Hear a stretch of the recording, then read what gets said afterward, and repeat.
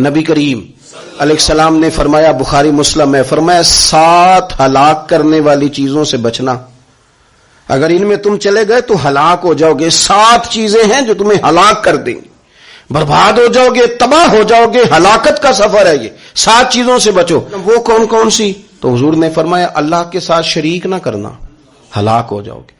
دوسرا نبی پاک صلی اللہ علیہ وسلم نے فرمایا جادو نہ کرنا، ہلاک ہو جاؤ گے، ہلاک۔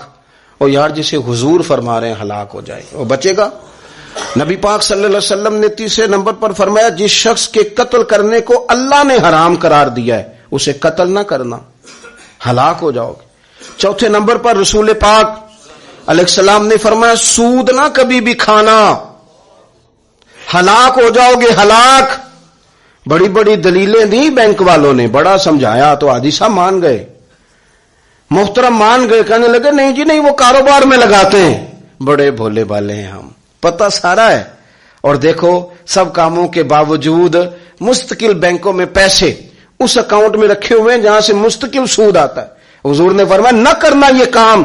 تو کہتے میں سود پہ پیسے لے کے کاروبار چمکاؤں گا، تیرے نبی پاک نے تو فرمایا تو ہلاک ہو جائے گا۔ تو کہتا ہے میں مل لگاؤں گا، حضور نے تو فرمایا ہلاکت ہے۔ تو کہتا ہے میں بڑا کچھ کر جاؤں گا تو ہلاکت ہے۔ اچھی طرح سمجھ لیں، اصل مال بھی ضائع ہو جاتا ہے اس بندے کا جو سود کا مال ملا لیتا ہے، اصل برکت بھی اڑ جاتی۔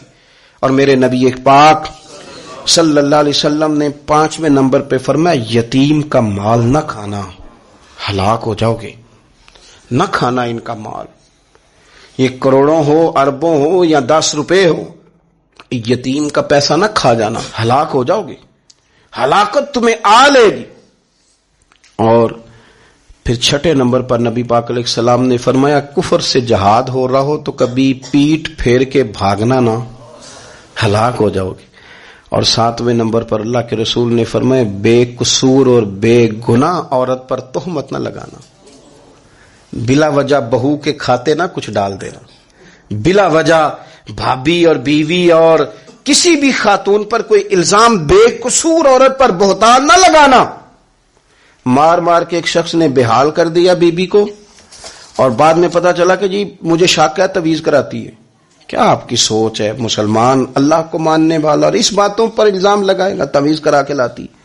بے قصور عورت پر بہتان، یہ ایک تو بات ہے اسے مارنا، اور ایک یہ ہے کہ کوئی تکلیف دینا، اور ایک خالی اتنی بات کی کہ بہتان بھی نہ لگانا، اس پر الزام نہ لگانا، یعنی تم نے صرف بے قصور عورت پر الزام ہی لگایا تو حضور فرماتے ہلاک ہو جاؤ۔